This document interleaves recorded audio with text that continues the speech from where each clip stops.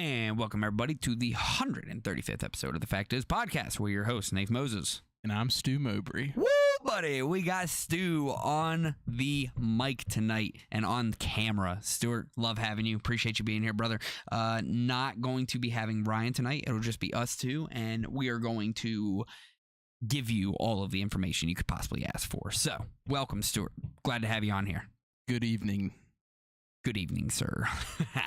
By the way, horrible hat. Just want to go over that because come the kickoff of the 2023 NFL season, I hope you know that the New York Giants will be taking it all. But that is just a biased take by me.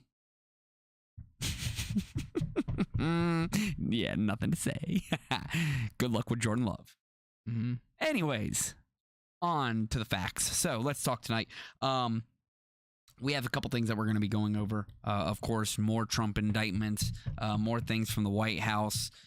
We will be talking about a little bit of David Weiss, a little bit about Victoria Nuland, and plenty of other things. But Stu, if you ain't got nothing else to say, let's jump straight into it. How does that sound? Let's go. Let's go. All right. First things first, we're going to talk about actually the Maui fires.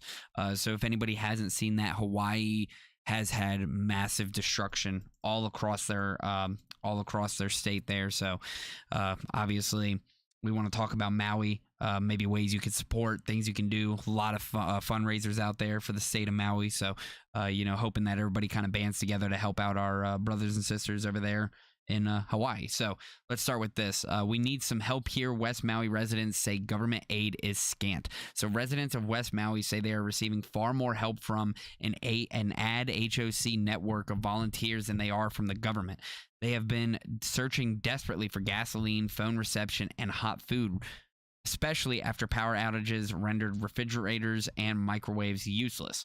The death toll from the fire continued to rise, at least 96 on Sunday.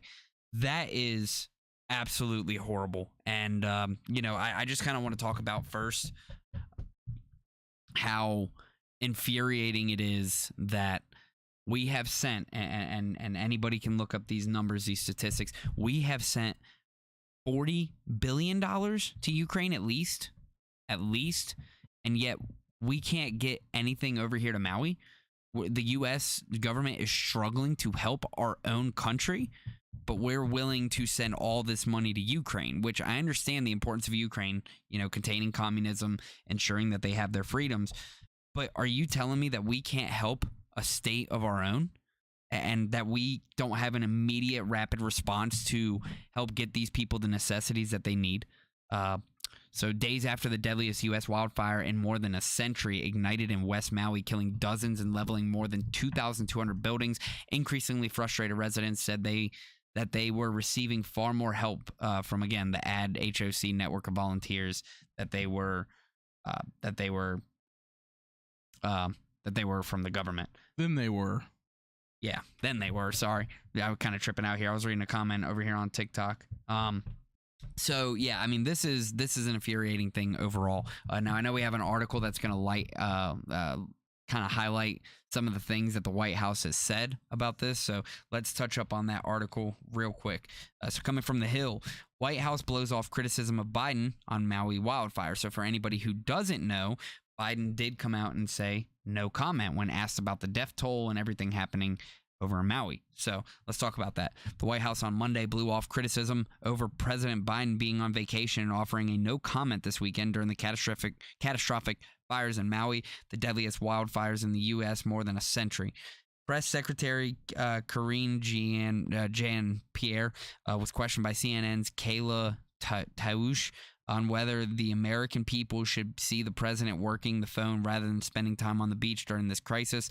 After Biden spent the weekend in Rehoboth, Delaware, and returned to the White House on Monday morning, you all have gotten pool reports on who the president has connected with, Jean-Pierre said, referring to the White House press pool reports and Biden's interactions with the Federal Emergency Management Agency.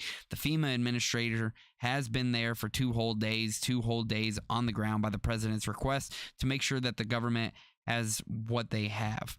The local government has what they have. The people of Maui have what they have, she added.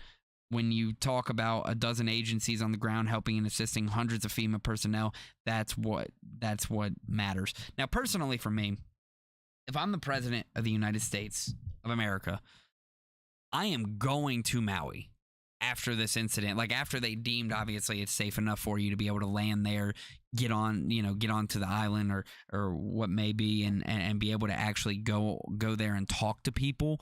That's what I'm doing. Any thoughts on that, Stu? I just can't help but think from, was it Jackson, Mississippi, that had that water issue, East Palestine with the railroad, like you touched on Ukraine, all the money we've sent to Ukraine. It seems like there's a lot of things happening in this country, and this administration does not do a very good job of handling it. And we're not having our priorities straight. I'd agree with that. Now, I have a couple comments here on TikTok that I'd like to address. Does Hawaii need $40 billion worth of munitions? So, I mean, that's an interesting comment because obviously, no, we're not in times of war crisis, but we're also talking about a country of our own people.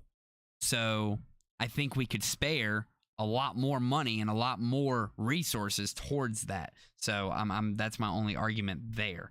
It's a bad idea to go to the disaster because of the security the president needs. Completely disagree with that. They're not going to be hurting the president when he lands over there. I mean, obviously, he's just going there to address and be with his people in a time of crisis. That's what a true leader does. So completely off base comments, in my opinion. Well, it's not about them being there. It's how they've, like I just said, all the issues with Mississippi, with East Palestine, and now this. It's just how they have handled. Obviously, you see the population in these towns and cities. Right.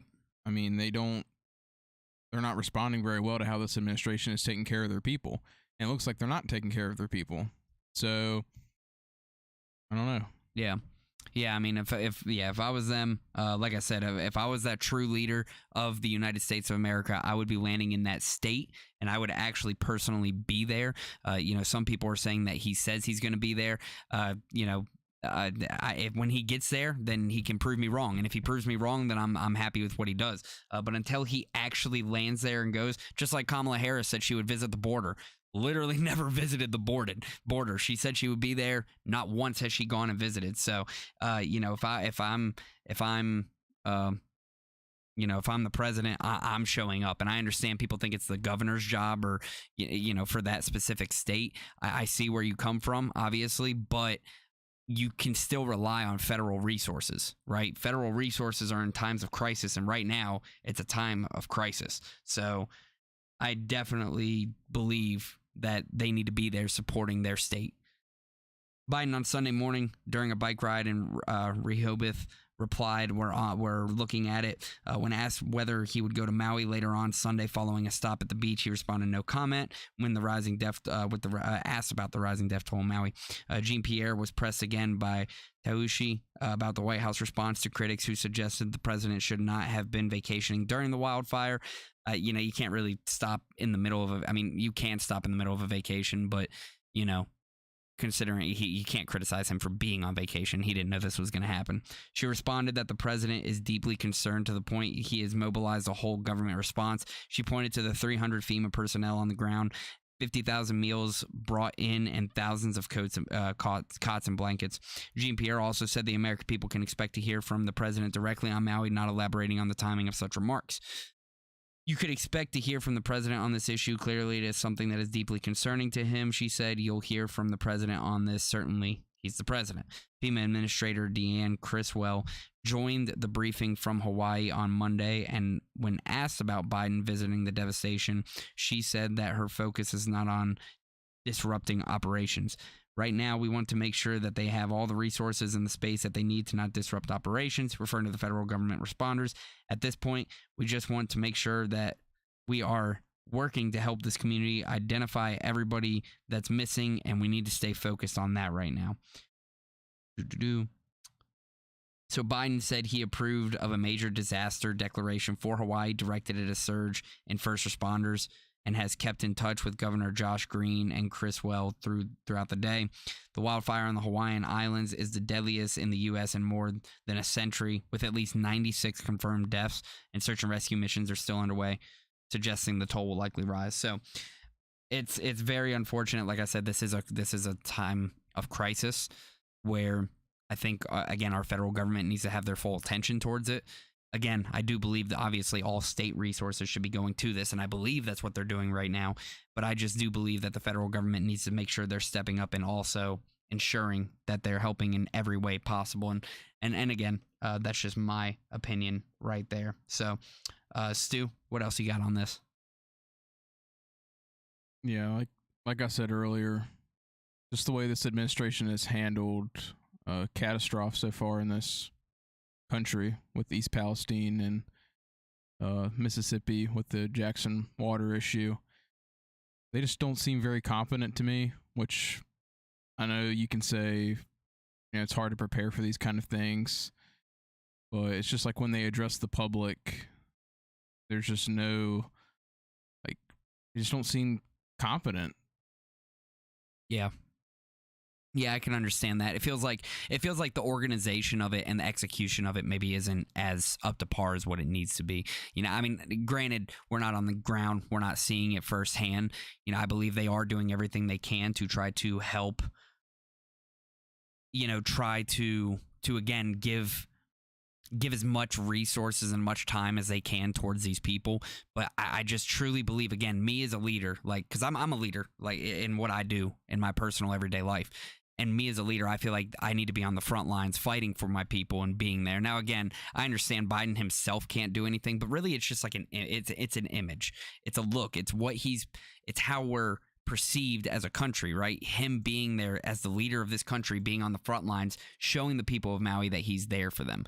Now, again, like I said, he was on vacation. You can't get mad at him about that. I do believe there is a time where you can kind of cut that vacation, right?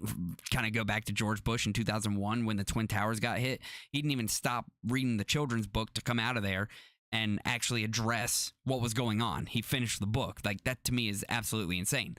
Whereas, like, here, Biden could maybe, again, wait until the situation is safe, known to where he can have a specific landing spot, maybe give a press conference, show that he's there supporting, and then, doesn't have to be there much longer after that. But again, I feel like he needs to be there and personally firsthand experience, see the devastation and understand what these people are going through and just, again, be there for his people. That's just my thought on that. Yeah, him being there, I mean, it really isn't the issue to me. I guess addressing it first would be your first step. Right. And then, the government says that these people, have what they need. But clearly, according to these residents, they don't have all they need, or we wouldn't have this article. Right. So. Yeah, I mean, because my thing is, again, when you say no comment to one of the deadliest wildfires in 100 years, I mean, you absolutely need to have something else besides no comment. I just, that's kind of where I stand with it, and maybe not even being there. Maybe you're right. Maybe it's just getting the proper personnel and the proper resources there and just showing again that they're there for Hawaii. But, we will see eventually what happens. I do hope he goes and visits. I hope that he's able to, help this state in the time of crisis. And, again, it's a huge tragedy to all 96 that have lost their lives so far. My condolences out to that for those families.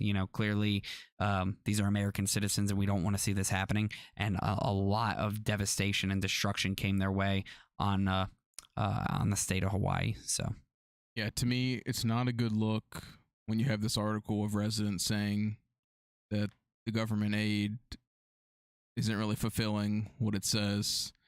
And then you have the president of the United States saying no comment on the matter. And then the press secretary, who we see week after week, right, tries to cover for this incompetent administration. Yeah. That's just my opinion.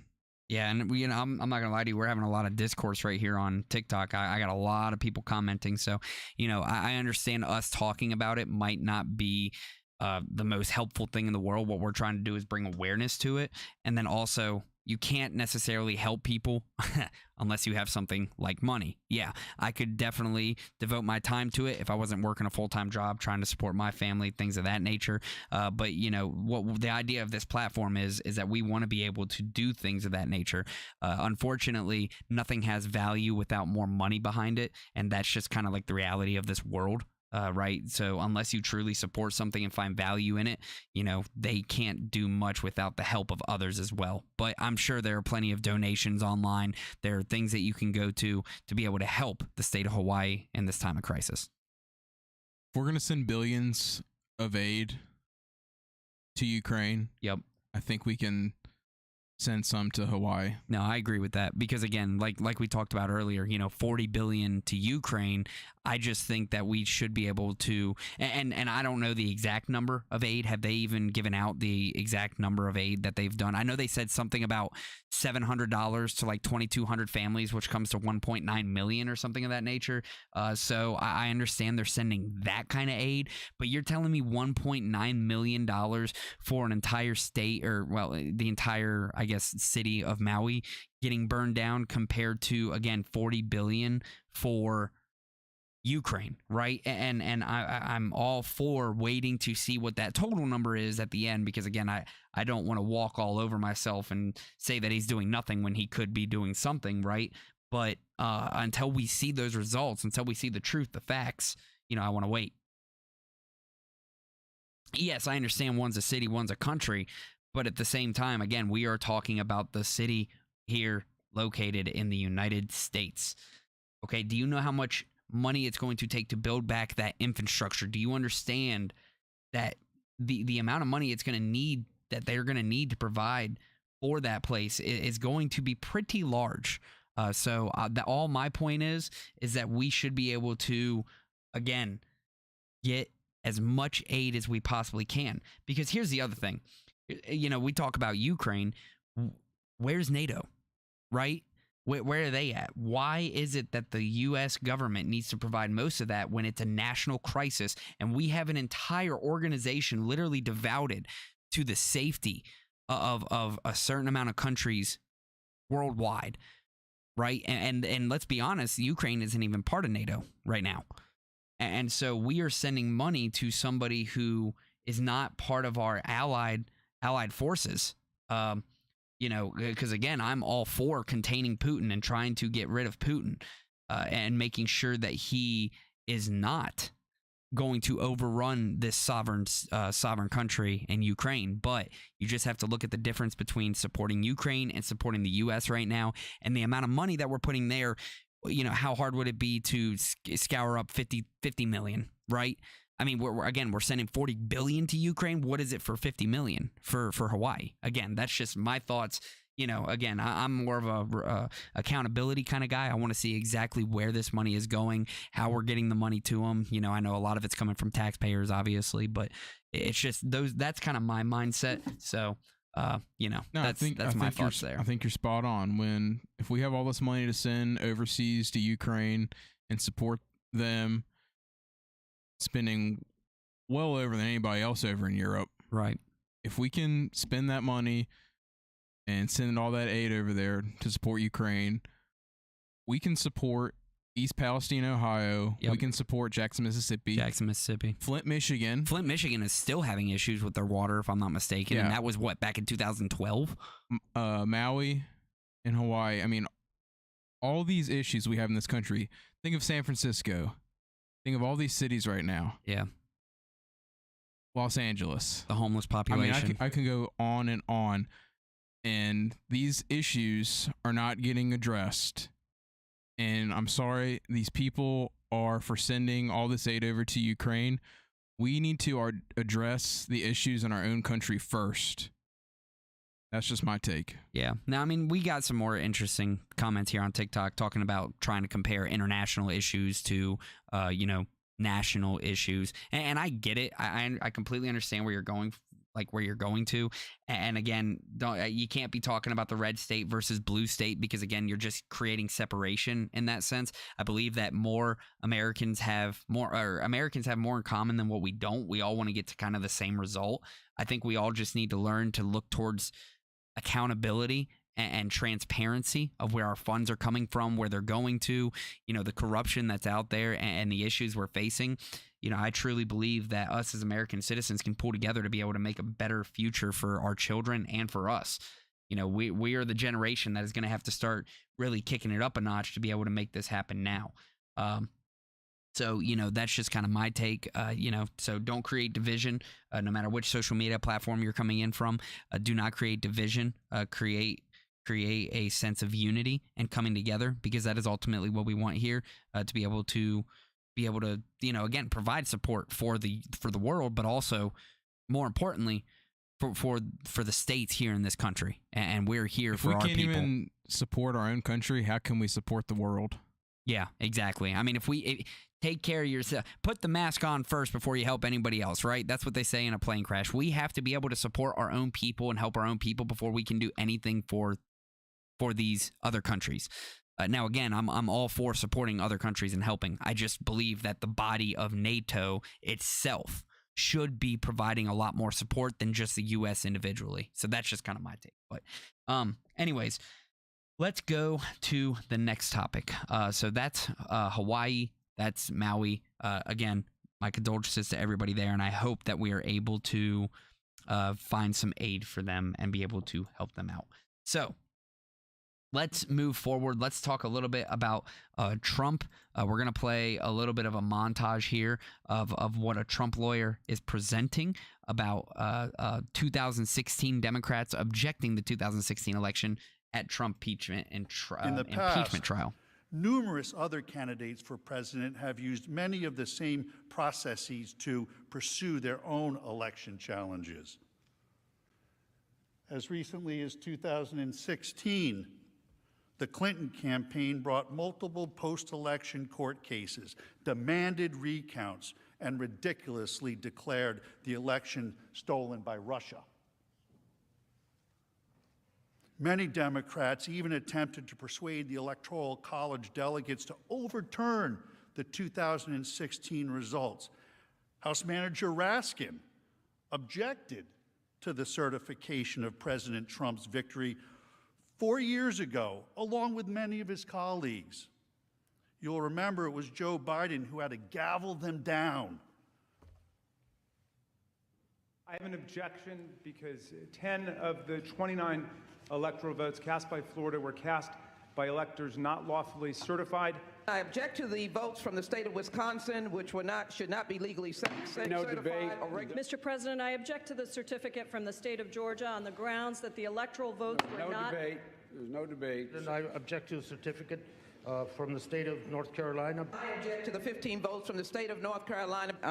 I object. I object to the certificate from the state of Alabama. The electors were not lawfully certified. Is it signed by a senator? Not as of yet, Mr. President. In that case, the objection cannot be entertained. The objection cannot be entertained. Debate is not in order. Even with the There is malfunction, no 87 debate in voting order. Is machines it at the signed by a Valley senator? African-American There is no Rights Act debate. and There is no concerning debate hacking by in the the Russian joint government. session. There is In no the debate. early There is voting no from debate. 16 There to is no 1. debate. And the massive Please come to order. The My objection signature on it cannot be seeking it, Senator, received. but the Russian Section 18, Title 3 of the United States Code prohibits debate in the joint session. I do not wish to debate. I wish to ask, is there one United States senator who will join me in this letter There of is no objection? debate. There is no debate. One. The gentlewoman will suspend. And we're going to go ahead and hit the next video for you all. We want to be able to kind of paint a picture as to what we're going into with our next topic. So next is Stacey Abrams and announces the lawsuit for This Is Not a Concession speech. I acknowledge that former Secretary of State Brian Kemp will be certified as the victor in the 2018 gubernatorial election. But to watch an elected official who claims to represent the people in this state baldly pin his hopes for election on the suppression of the people's democratic right to vote has been truly appalling. So let's be clear. This is not a speech of concession. Because concession means to acknowledge an action is right, true, or proper. As a woman of conscience and faith, I cannot concede that. But my assessment is the law currently allows no further viable remedy. In the coming days, we will be filing a major federal lawsuit against the state of Georgia for the gross mismanagement of this election and to protect future elections from unconstitutional actions. We will channel the work of the past several weeks into a strong legal demand for reform of our election systems in Georgia. And I will not waver in my commitment, a lived commitment, to work across party lines and across divisions to find a common purpose in protecting our democracy. Purpose in protecting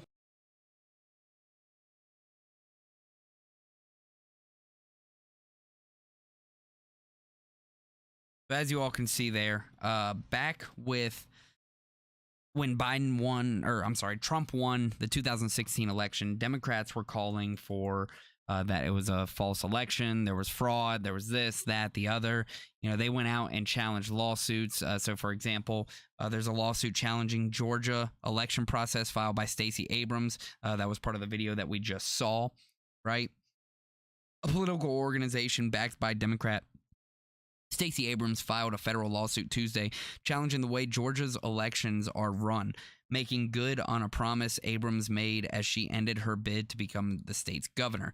State election officials grossly mismanaged the 2018 election in a way that deprived some citizens, particularly low-income people and people of color, of their right to vote in violation of their constitutional rights, the lawsuit says. It was filed by the Fair Fight Action against Interim Secretary of State Robin Crittenden and state election board members in their official capacities. The general election for governor is over, but the citizens and voters of Georgia deserve an election system that they can have confidence in.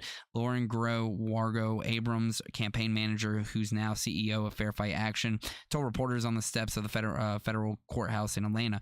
More than 40,000 people called to report problems they faced when they tried to register or vote, and their stories bolster the allegations to the lawsuit. In a fiery speech ending her campaign in November 16, Abrams announced that a lawsuit would be filed against Georgia for the gross mismanagement of this election to protect the future elections for unconstitutional actions. As State of Secretary Abrams' opponent, Republican Governor-elect Brian Kemp, was the top elections official until he declared himself the winner and resigned 2 days after the election. On the campaign trail, Abrams repeatedly called Kemp an architect of suppression, an allegation that Kemp vehemently denied. The lawsuit was filed against Crittenden, who was appointed by Governor Nathan Deal after Kemp stepped down, but it clearly targets Kemp. The lawsuit is going to look broadly at all the ways our Secretary of Suppression, Brian Kemp, suppressed the vote. So representatives for Crittenden and Kemp did not respond to emails seeking comment on the lawsuit. She ran through a list of problems, including the purging of eligible voters from voter rolls, the state's so-called exact match voter registration rules that require information on voter applications to precisely match state or federal files, an insufficient number of voting machines at some precincts, and a lack of sufficient training for election officials. So the goal, Lawrence Hardy said, is to make sure the problems are fixed by the 2020 election, which is just absolutely hilarious. Abrams didn't end her bid to be the first black female state governor in the U.S. history until 10 days after the election, insisting efforts to suppress turnout and had left thousands of ballots uncounted and otherwise could erode Kemp's lead and force a runoff election. Official results certified November 17th showed Kemp with 50.2% of more than the 3.9 million votes tallied, while Abrams got 48.8. Libertarian Ted Metz finished with just under 1%. So Abrams is on the board of the nonprofit Fair Fight Action and helps advise it, but doesn't serve in a leadership role. There's also an associated political action committee, Fair Fight Georgia. So we're fighting to make sure every eligible vote counts in 2020 and 2022 and beyond, Williams said Tuesday after the lawsuit was filed. So this is interesting. This is very interesting. So let's go back to right now, where Georgia is now charging Trump and his former advisors on the 2020 election case. So not only have we had a Democrat, go after him after the state of Georgia because of the issues they had during the 2016 2018 governor election, but we also have issues now with Georgia charging former Trump advisors in the 2020 election case, saying that there was fraud. So it's getting kind of weird. I don't, there's so much talk about fraud and issues going on there. Where's the truth? Where's the facts at, right? Because that's kind of, you have to like read between the lines. You have to try to find all this information that you can to actually know who's right, who's wrong, what's happening, how to hold people accountable, and when we will ultimately find ourselves on the side of, I guess, justice, per se. So this is getting kind of tough. So let's go to Georgia. Former U.S. President Donald Trump was hit with a sweeping fourth set of criminal charges on Monday when a Georgia grand jury issued an indictment accusing him of efforts to overturn his 2020 election loss to Democrat Joe Biden. The charges fought by Fulton County District Attorney Fani Willis add to the legal woes facing Trump, the frontrunner of the race Republican nomination in 2024 presidential election. So there's a 98-page indictment, listed 19 defendants, 41 criminal courts in all. And of course, this carries up to a penalty of 20 years because they are getting charged. All of the defendants are getting charged with racketeering. Trump and other defendants charged in this indictment refused to accept that Trump lost, and they knowingly and willfully joined a conspiracy to unlawfully change the outcome of the election in the favor of Trump. Two lawyers for these named either declined to comment or did not immediately respond to a request for a comment. The indictment cites a number of crimes that Trump or his associates allegedly committed, including falsified testifying to lawmakers that election fraud had occurred and urging state officials to violate their oaths of office by altering the election results. The indictment reaches across state lines, saying Trump advisors, including Giuliani and Meadows, advanced the conspiracy by calling officials in Arizona, Pennsylvania, and elsewhere seeking to change the outcome in those states.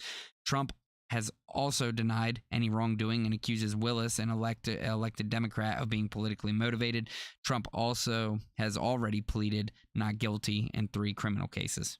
So he faces New York State trial beginning of March 25th, 2024, involving a hush money payment to porn star, and Florida trial beginning on May 20th in a federal classified documents case. In both cases, Trump has pled not guilty.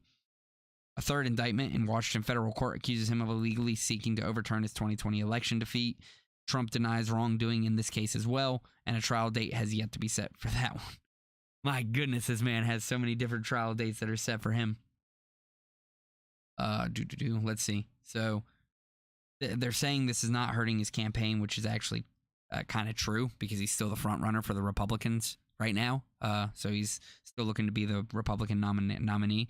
Apart from the criminal cases, a New York jury in May found him liable for sexually abusing and defaming the writer Jean Carroll, and awarded her $5 million in a civil case. A trial is scheduled for January 15 on a second defamation lawsuit seeking $10 million in damages. Trump denies his wrongdoing.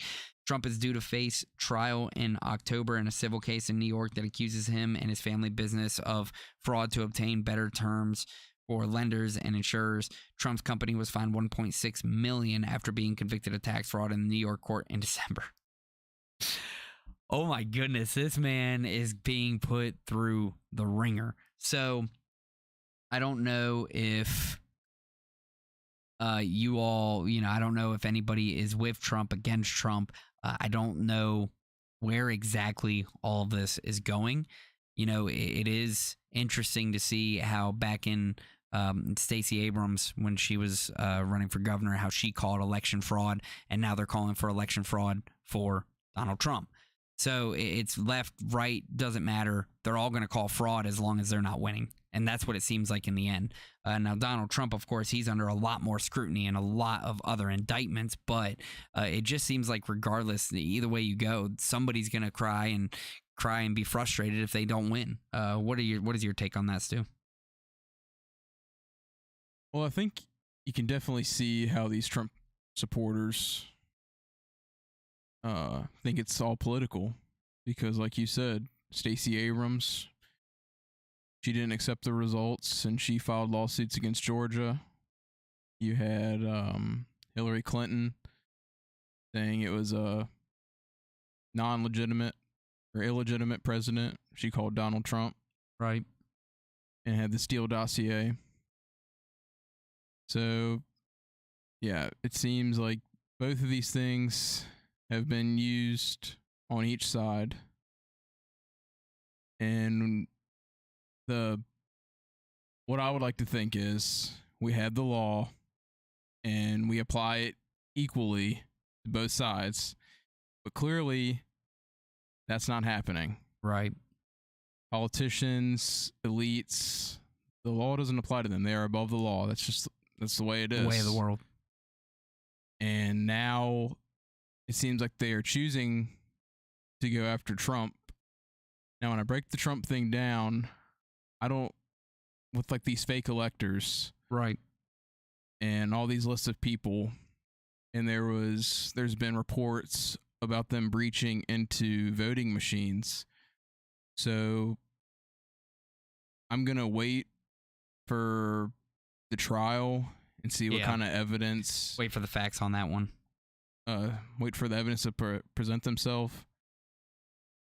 And yeah, man, I don't know. It's a lot of these past couple months from Trump, all these indictments and court cases. We just got to wait to see what's proven in court. And yeah, so I guess to the people on TikTok that are wondering what exactly the point of all that was, well, first off, Georgia is just Georgia needs to figure out their polling here. That's kind of the point, right? So the state of Georgia really needs to figure out what's going on there. But then also it's just kind of coming back to again, the point is whether you're left, right, whatever, you are going to be frustrated about you losing, and that's just how it goes. 2016 Democrats did not want to accept that Trump won. They wanted to argue about Trump, what's the word I'm looking for? I guess the legitimacy of the 2016 election. Then Republicans are calling out for the legitimacy of the 2020 election. So there's just a lot of frustrating back and forth and not a lot of truth coming out of this. And that's kind of the point overall, right? So we are looking to find the truth and the facts behind it. Of course, we want people held accountable if they'd have wrongdoing and are actually disrupting the legitimacy and the validation of our elections, right? We don't want things like that happening because, of course, then it's all rigged and it doesn't matter in the first place. But that's what we fight for here. We want to be able to make sure that we can find the truth in the matter so people are able to take those truths and know how to use it and empower yourself to be able to make an impact and make a difference here in the country. And that's exactly what we're trying to do right here because we all have more in common than we don't. That is the ultimate thing. So yeah, I would say it's like a compare and contrast. Yeah. They're going to try to charge Trump for all this stuff when they didn't even charge their own people for for similar things. So, I mean, you can definitely see from a Trump supporter's view how it can be very political. And if you're going to apply the law to him, we need to apply it to everybody, which I'm for. Applying it to all these people. Yeah, accountability across the board, whether it's Hunter Biden, Trump, Joe Biden, doesn't matter, right? I'm on board with you there because again, I'm the kind of person who just wants accountability across the board. I don't really care who you like. I don't care if you're a Democrat, Republican. I don't care if you're a libertarian. I don't care if you're Green Party, constitutionalist, yada yada. The list can go on and on. The idea is accountability across the board per the individual, and that's exactly where I stand with that as well. That's the point of all this. We show you because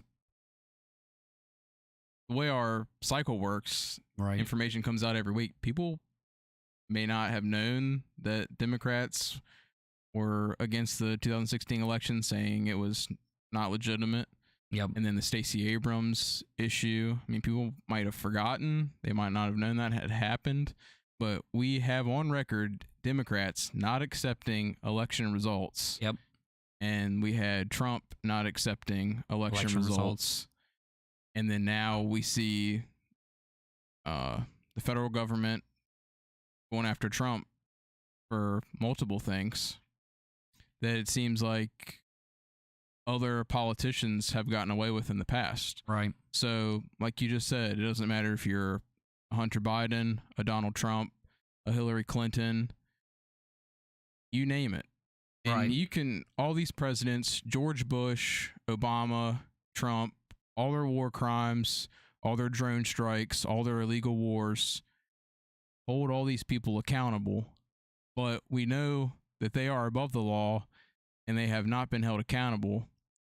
So you can make the argument, should we hold Trump accountable now? Which, Right. yes, I think we should hold him accountable. It's got to start somewhere.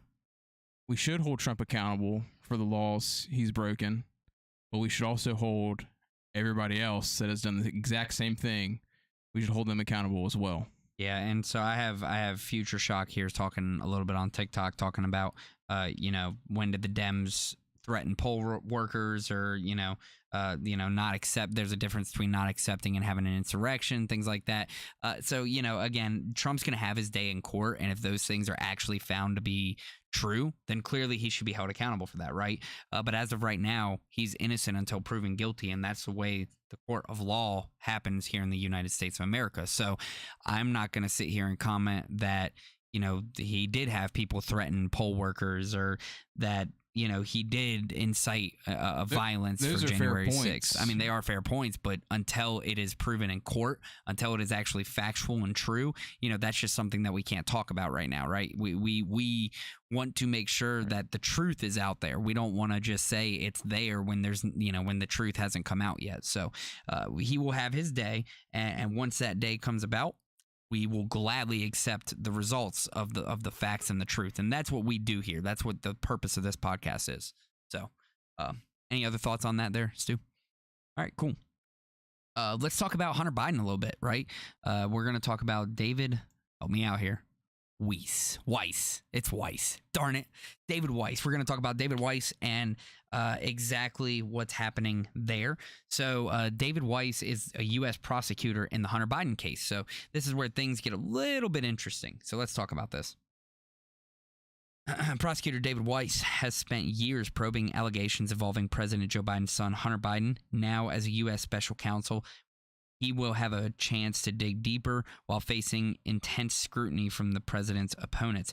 U.S. Attorney General Merrick Garland appointed Weiss, the Delaware U.S. Attorney, to special counsel job on Friday, 2 weeks after a federal judge held off accepting to let Hunter Biden plead guilty to failing to pay taxes and unlawfully owning a firearm while addicted to illegal drugs. Garland said Weiss asked for the appointment. After being appointed on Friday, Weiss said in a court filing that the plea negotiations had stalled, and the case would likely go to trial. Weiss supervised the Biden investigation from its start in 2019, focusing initially on potential violations of tax and money laundering laws in Hunter Biden's foreign business dealings, particularly in China, Reuters has reported. And by the way, for those of you on TikTok who don't see exactly what the articles we're using, if you join us on Facebook, YouTube, or Twitch, you'll see that we are using Reuters, more centric articles, and we try to stick towards those that give us more facts than it is more bias. So just a quick heads up there. The Weiss legal career has been built on a string of high-stakes assignments involving political and business figures in the Biden's home state of Delaware. Weiss' firm represented the family of Anne Marie Fahey, a secretary of Delaware's then governor who went missing in 1996. Weiss pressed federal authorities to get involved in the investigation, said Thomas Ostrander, who worked with Weiss at law firm Dwayne Morris, a move that helped lead to the murder conviction of Delaware's former deputy attorney general. So Weiss also oversaw the prosecution of Christopher Tagani, a Delaware beer distributor who solicited donations for Joe Biden's unsuccessful 2018 presidential campaign and 2008 presidential campaign, and was later convicted of campaign finance violations. Weiss's office suffered a setback in a high-profile corporate case in 2021 when a federal appeals court overturned the convictions of 4 former Wilmington Trust executives accused of hiding troubled loans in the aftermath of the 2008 financial crisis. Prosecutors later agreed to drop all charges. So here's the interesting part as well. He's a Trump appointee. So Weiss, a Republican target nonetheless. So Republican then President Donald Trump in 2018 named Weiss to his post as top federal prosecutor in Delaware. Weiss agreed to stay in the job after Biden took office in January 2021 to complete his long-running probe into Hunter Biden's finances. So Garland has previously vowed not to interfere in the criminal investigation and answered Republican criticism by emphasizing Weiss's role leading the probe. Former colleagues described Weiss as an independent-minded prosecutor. So, I mean, that's not a bad thing, right? That's kind of what we want. We want somebody who's going to follow, again, the law, the facts, the truth. Garland has previously vowed... Oh, wait, nope, already said that. I don't think he's thinking about the politics at all. Ostrander told Reuters in June he's simply thinking about doing his job and doing what's appropriate under the circumstances. Weiss's nomination as Delaware's U.S. attorney was backed by Delaware's 2 Democratic U.S. senators. He previously served as the top deputy in the office and was interim U.S. attorney during the early years in 2009-2017 Obama administration. Lawmakers credited Weiss with prosecuting corruption, money laundering, drug offenses, and helping to secure federal funding to fight illegal drug trafficking in Delaware. So let's talk about this real quick. Weiss, do you believe that he is going to have some bias in this case, or do you think he's going to remain, for the most part, objective and try to just get to the facts and the bottom of the case? Just based off the way our system is and the way it's been working, yeah, he's going to have bias. I guess that's human nature in general, right? Yeah. So, I mean, it's tough to say, but I would like to think that, regardless of his political stance, that he sticks mostly to the facts, to the truth, and if Hunter Biden, in his day of court, again, is guilty, then he's found guilty. If he's found not guilty, he's found not guilty. But like we've talked about, even with his tax, I understand he's paid back his tax money and everything for the tax fraud or tax eviction charges that he had. But either way, a normal American citizen, even if we went to pay it back, we would not get off so lightly. That's the frustrating part. Or if we owned a firearm while doing illegal drugs, that definitely would put us, and I know this because, again, I've seen this firsthand. I know that people get locked up for those kind of situations, even first-time offenders. So I don't know. It's hard to say. I don't know if it's necessarily just based off the judge at that point in time, how they're feeling that day or what's affecting them, but it is frustrating to see somebody who illegally owned a firearm while being under the possession of illegal drugs is getting off with something so easily. It's just a slap on the wrist. Like we said, the elite, the powerful they're just not treated equally, and it's not fair.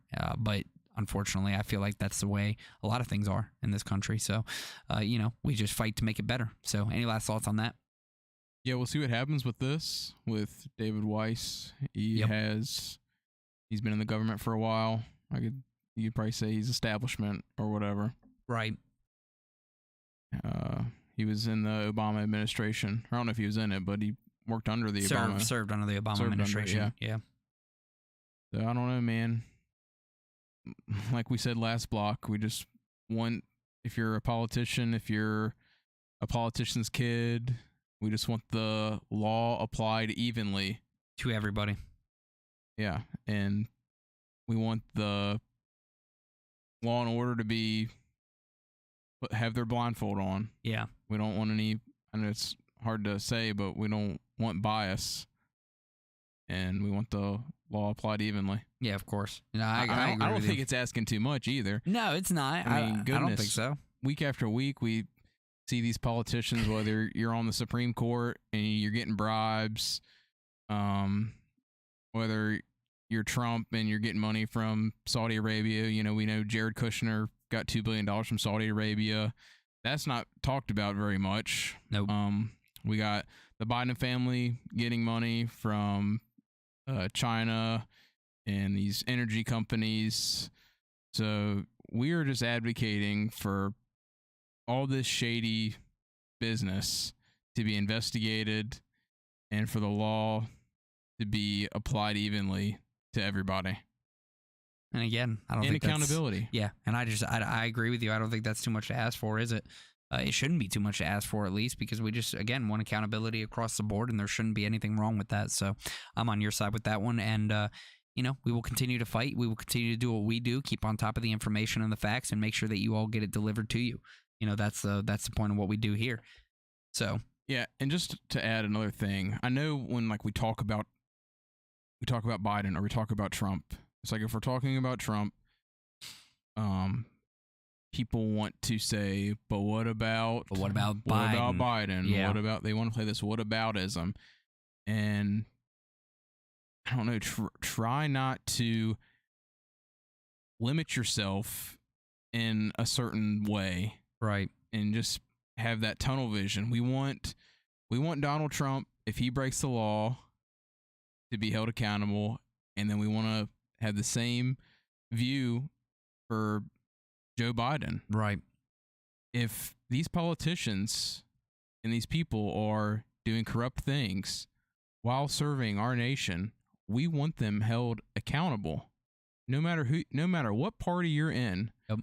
No matter if you're on the Supreme Court, if you're in the Senate, if you're in the House of Representatives, if you're a president, a vice president. Doesn't matter.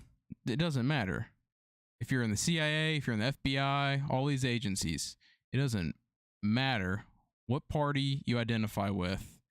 If you break the law, you need to be held accountable. And it's just like everybody else in this country. I agree. I 100% agree. Yeah, because like you said, people get tunnel vision, and they just go, hey, you're talking about Biden, but what about Trump, and vice versa. And it is frustrating, because I understand that you want, because you might favor one side or the other, and you want that other side to be held accountable too. But look back on yourself, reflect on yourself, and think, okay, I may be left, but I still want Biden to be held accountable. Or I may be right, but I still want Trump to be held accountable too. Don't be, like you said, tunnel visioned, and don't allow yourself to be corrupted just because of your beliefs, right? Because if you truly want things to go in a good direction, then we need all those who break the law, regardless of whether you have the same beliefs of them as not or not, to be held accountable. And it's just as simple as that. If you're best friends with your neighbor and they do something wrong, they shoot somebody, right? And you know about it. Are you just going to let them get away with it, or are you going to want them to be held accountable? No, you're going to want them to be held accountable. They might have the same beliefs as you, but regardless, you want to be able to make sure that if they're breaking the law, they're held to the same standard as everybody else in this country, regardless of what their views are. So just remember that, hold your own party accountable as well. Yeah, well said. Anything else? Like you just said, hold your own party accountable. Hold your own elected officials accountable. Oh, yes. On a state and local level, absolutely. You have to hold them accountable as well. I know it's tough to try to keep up with this day and age and the information. That's what we're here for. We are here to try to break that information down for you, and we want to give it to you, again, in the most truthful and factual way we possibly can. That's our job. Now we just need people to believe in us, back us, help us, again, because without any kind of financial backing, you can't have a true value in this in a lot of places. And that's just a reality of our world. So maybe if you find yourself being so generous, you can visit our Patreon. You can donate. You can help us out to try to do this on a level where we can get attention and be able to bring the people together, because ultimately that is what we're fighting for here on this podcast, is unity. Yeah, we really do believe that we have more in common than we don't. 100%. And if we can just bridge the gap and come together on the things that we do agree with, we can talk about all the other stuff later. Yep. But politics really isn't so black and white. And from like just the Republican, Democrat every 4 years or every 8 years, and the corporate media and everybody fighting on social media, I think everybody's getting tired. And my opinion, politics is a lot more complex. We have to, you see people go on corporate media and they're asked a question, they have 2 minutes to respond or 1 minute to respond, and it's just like, these issues are a lot more complex than just a couple minutes. Right. And yeah, so we gotta come together. We gotta talk about it. We gotta try to focus on what matters. Stop getting polarized, whether you're liberal, conservative, Republican, Democrat, red, blue. Stop the division. Build the bridge, and let's actually make real difference in this country. Because the way I see it, from my opinion, there's us and there's them, and the them aren't doing their part. We have to do our part, and we have to try to fix this. Because in my opinion, the government's not being held accountable. No. And they're not serving the people, and that's what this country was built for, by the people, for the people. Yep. So we need to hold them to that standard, and we need to hold ourselves to a standard as well. Yeah, I mean, because they're elected by us. We put them in office. We are the ones who put them in these positions of power, and unless, again, we come to terms with our values, with understanding that we as people are trying to look for more in common. I know it's difficult nowadays more than ever, especially with technology and the way the human mind is starting to operate now. I truly understand how difficult it is to stay on top of this information and continue to fight for what we believe in, but we have to find a way to do it. And the only way you can do it is by being informed. And again, I would love to be able to bring that kind of value to this country, because that's what we want to be here for. We want to be able to bring this information to you, and again, the most factual and truthful way possible, because we are not here to screw around. We are here to present the facts, the truth, and let you all decide how it's best to be handled, because again, it's for us, the people. Yeah, so I'll just end this segment with this. Listen to people who share your values and share your view, but also listen to people that you disagree with and challenge your own viewpoints and challenge your own arguments. Agreed. And self-reflect, because that's important too. Yeah, and it's 100%. I can't agree with that enough, because there has to be times where you admit, hey, you know what, I'm wrong. And that's hard for people. It's hard to swallow your pride and say, you know what, I screwed up, I messed up. Let me say I'm sorry, and actually accept this new idea, or this new truth, this new fact, right? It's hard for people to do that. It's not easy, and I understand. It takes time. It takes a lot of patience, and it takes a lot of working with yourself. But you have to believe in yourself, and you have to know that you want to become this better version of yourself by, reflecting deeply internally. So just continue to do that. Fight to be the best person you can be, and life always turns out for the better in that sense. Yeah, I know I said I would end with what I just said, but I'm going to end with this. News consumption, if you're only taking news from left sources, I would ask you to venture into maybe looking at some right sources to kind of get like a full painting, because you might get, the left is only going to go after the right, and the right's only going to go after the left. So right. you might miss some context there. So just have a balanced news palette where you're looking at stuff on the right, you're looking at stuff in the center, and on the right. Did I say right first? Yeah, left. Left, center, right.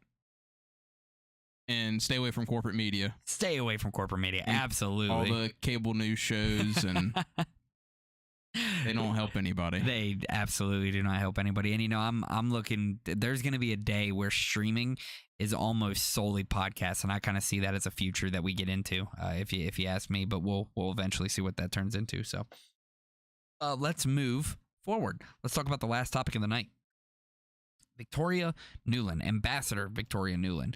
Back on July 29th of 2023, she is now the acting Deputy Secretary of State and Undersecretary for Political Affairs.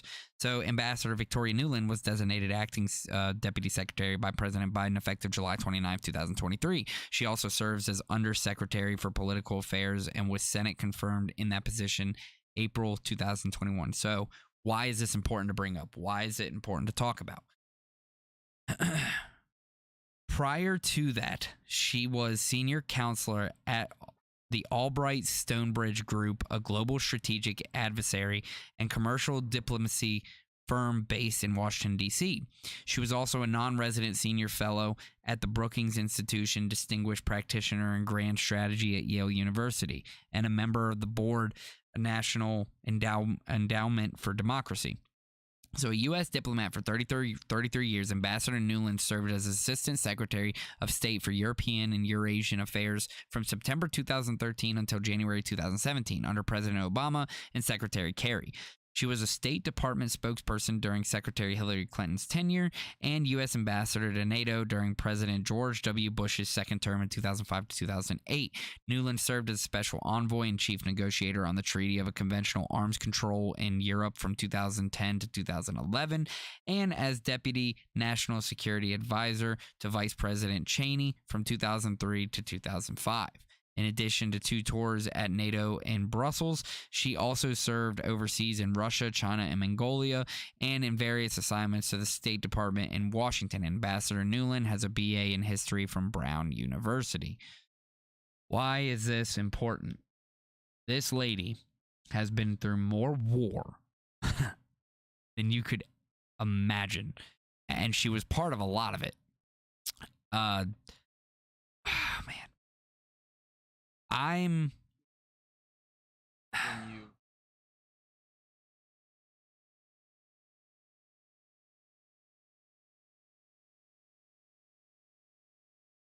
Yeah. Still in the administration. It doesn't matter whether it's Republican or Democrat. And that's where, you think they would play favorites and do this or that or the other. But obviously, she has some sort of role or agenda that she's following, being that she's able to be part of 2 different sides of administrations, right, left or right. So it's very interesting to see, again, the amount of war that she's been through and how she is now the acting Deputy Secretary of State and Undersecretary for Political Affairs. So I don't know exactly where this is going. I kind of agree with you there, Maggie. Biggest crooks in America. It's a very, very scary thing that we're witnessing. Again, these are individuals that have allowed war over and over again, and we have refused to try to find peaceful times. During the invasion of Iraq, weapons of mass destruction was the biggest talk out there. That was the only reason we invaded, and did we find any? No, it was all a lie.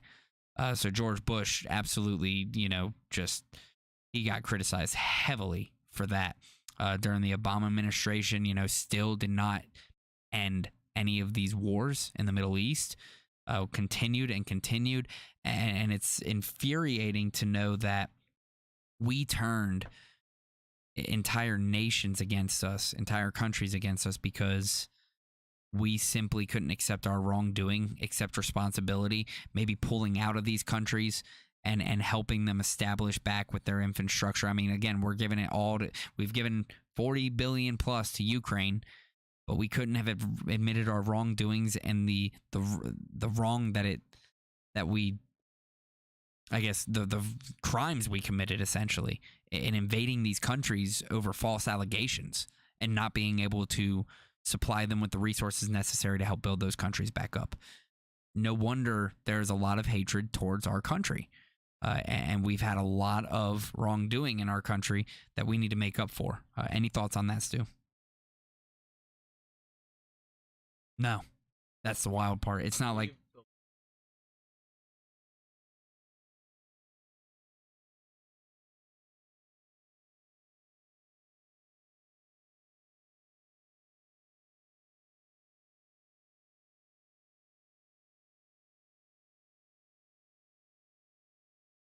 Right.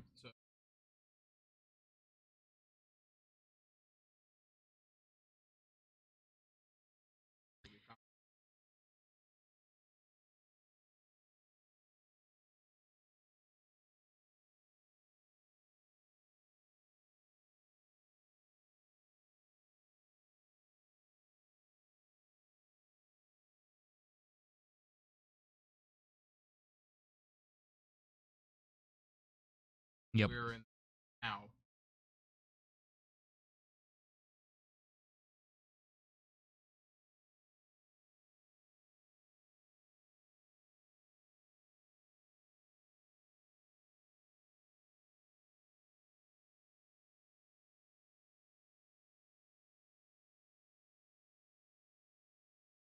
I agree. And you're actually 100% correct. So 1942, June 4th, 1942. So they declared war on Bulgaria, Hungary, and Romania.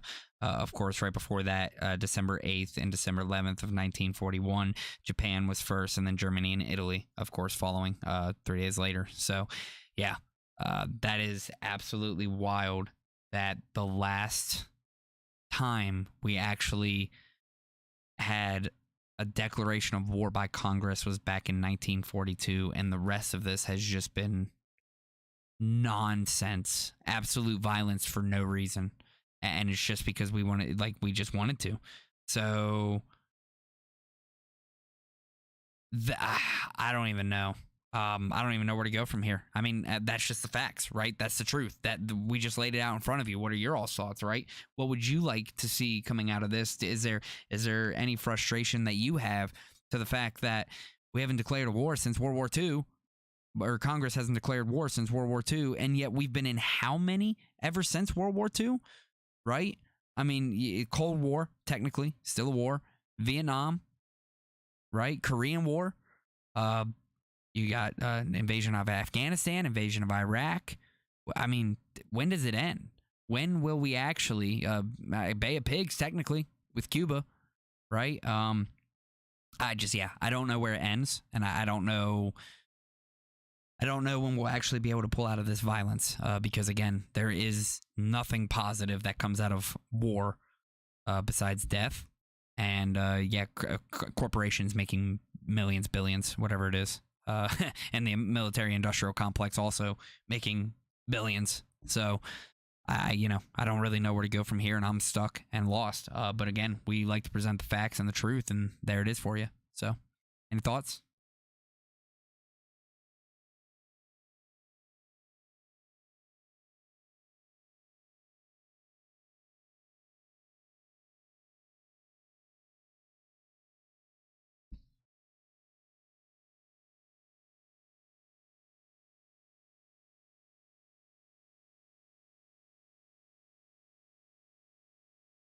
It was muted? Dang it. Wonder how long he's been muted for. I don't know. Probably hasn't been too long. Right. Anyway, Victoria Nuland. I know in the Trump administration we didn't have anything better with Mike Pompeo and John Bolton. It just seems like it doesn't matter who's getting elected. You have these war hawks and this, for lack of a better term, military industrial complex that just keeps turning, and they keep getting us into these illegal wars that aren't even approved by Congress. And it seems like everybody buys into it at the time. Like during the Iraq, if you spoke out against the Iraq war, they attacked you for it. It's kind of like the Ukraine. If you speak out about funding of the Ukraine war, people will call you out on it. Yeah. And like I said earlier, hindsight's 2020. Reflect on all these wars. What do we have to show for it? All the lives lost and everything. What's there to show for it? So for the Ukraine, where do we go from here? I don't see it heading in a good direction. I see the status quo being continued. So that's why we talked about this lady, because there's, whether it's Biden or Trump, there's people in these administrations that are advisors and they give counsel to our elected officials, and people probably don't even know their names. Right. They don't know anything about them.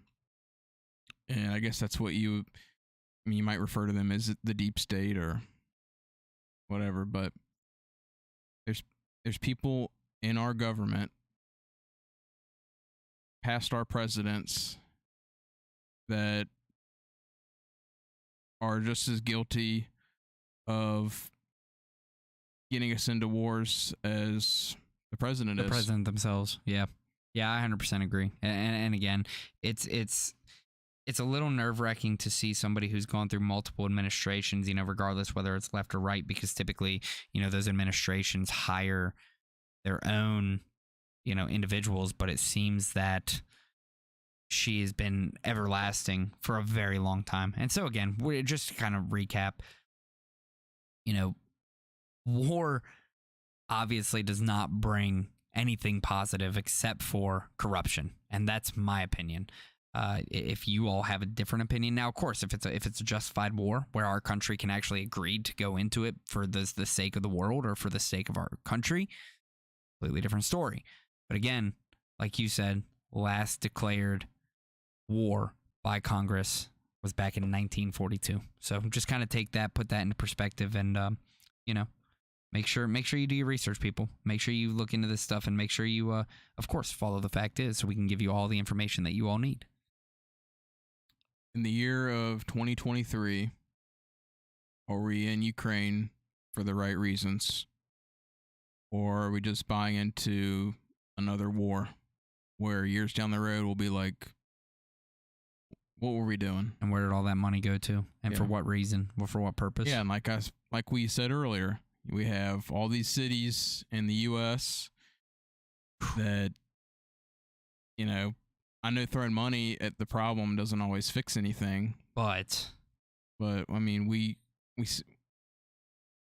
involved with a lot overseas, but yet right in our own backyard, we have a lot of people struggling.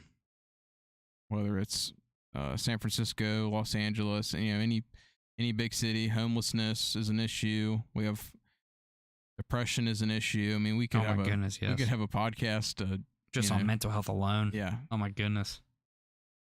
I don't know. That's kind of my thoughts. Is all these wars, all these people that have been in these administrations, they just wake up day after day and march us right into war, and the people seem to buy into the narrative until all the money's made, all the lives have been lost, and then we start to reflect a little bit and saying, was that even worth it?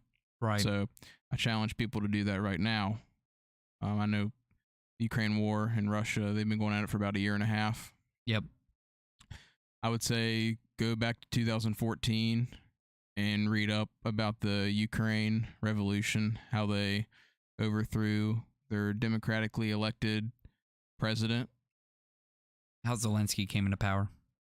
Zelensky came into power 2018. He wasn't the one that they put in after. No, but then how he got into power was also very interesting as well. Which now, under martial law in Ukraine, there's not gonna, until the war's over, there's not gonna be an election. That's absolutely wild. So yeah, Zelensky's gonna be president of Ukraine until all of this is situated, and who knows when this is gonna get situated. So just another thing to look at, and another thing to keep on our radar, of course, because what we want to do is be able to, like I said, give you all the truth and facts that we possibly can. So another thing to look out for. And again, just let's try to move past these wars. We as human beings need to be able to evolve past this point and be able to look past these kinds of things, because us as a species really needs to learn how to look towards our future and how to sustain a healthy future for our children and for their children, and so on and so forth. So let's continue to hope that we fight for that. So I keep thinking about that TikTok comment. We were showing those videos and they said, "What's this for?" Yeah. So this is what it's for.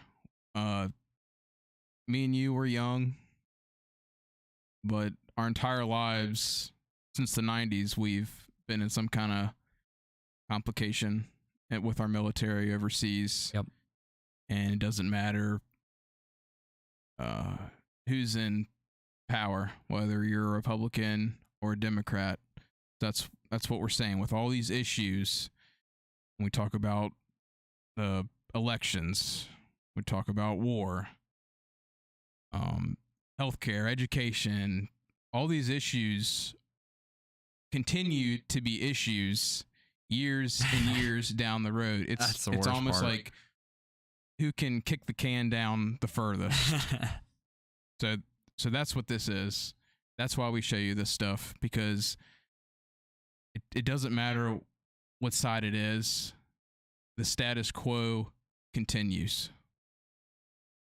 Yeah, no, I'm 100% on that. So, that is the end of our episode. That was a great way of ending that. I really liked how you came in there at the very end, and just, you know, making people understand why it matters when we go back and revisit history, and why we talk about it. You know, even though it's been years later, almost, you know, 6-7 years later, whatever it was. But it's a good thing to compare, contrast, talk, make sure that we're getting the facts and the truth out there, so you all can make these very good, insightful decisions. You know, so, you know, educated decisions. So please make sure that you all continue to, again, follow us on all of our socials, because we here at The Fact Is want to do one thing and one thing only. We want to bring people together for unity. So please remember to share this with people you love and people you agree with, but also share this with people you disagree with. And ultimately, you'll come to find out that we all have more in common than what we don't. You know, it's a very good thing to talk to people who you don't have things in common with, because you'll find that, it's a good thing to talk to people who you don't have the same views as, but then you'll find that you have a lot of things in common and what you want to get to in the end game and the end goal and what you really want. So real quick, just want to go through a list of people that we truly appreciate here at the podcast. So thank you to all military personnel, active duty and retired. Thank you all so much for what you do. Law enforcement, fire and rescue, doctors, nurses, paramedics, hospital staff, farmers. Thank you all so much for feeding us, because, you know, we wouldn't be able to live without your food. Those in American manufacturing, thank you for bringing it back. We need it. Those in social work, helping take care of the U.S. citizens, you all are incredible. Thank you for helping deal with the mental health crisis that we have going forward here in this country. And ethical, let me remind you, ethical congressional representatives, thank you for what you do. And we need to make sure that we are holding you all to a good standard, because you are serving us, the people. So, with that being said, Stu, do you have any closing comments before we end this episode tonight? Yeah, I just want to apologize for muting my mic earlier and talking to absolutely nobody. It's all good. I think it was only for that short period of time where but yeah, I'll close with this. We just want accountability, for personal accountability. Each citizen in this country, each elected official in this country. That's what we ask for. And we bring this podcast because we know that there is a truth out there, and we know that people have more in common than what they don't. And we need to come together and bridge the divide in this country. And like I said, hold our government accountable and hold each other accountable. We need to do our part, and we need to make sure that our government is doing their part. I like that point. Also holding your neighbors and the, individuals accountable. Oh, I don't vote. Well, that's a problem. That's a problem. You're not doing what you need to do as an American citizen to ensure that we are looking for the best and brightest future for our children, for the people here in the U.S. So yeah, hold your coworkers, hold your family, hold everybody accountable, people close to you that you interact with every day, because ultimately we're only going to do this together. Spread love, be nice, ask people how their day is. Love it. Try to make somebody's day. Don't get caught up in the Republican, the Democrat, the red versus blue. Don't divide yourself. Just be nice to everyone and try to find something that you have in common, and maybe make a friend. I love it. All right, fantastic. Well, thank you all so much, like I said, for coming to this week's episode. There will be no episode next week. We will be back coming up on the 30th, so please look forward to that. But again, if you follow all of our socials at The Fact Is, we will make sure to have all the content you need to keep up with everything going on in the world and in the U.S.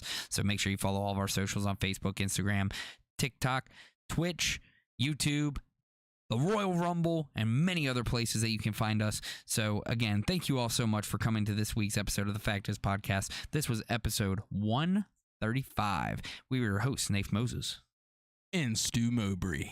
Thank you all so much. We will see you all in 2 weeks. Peace.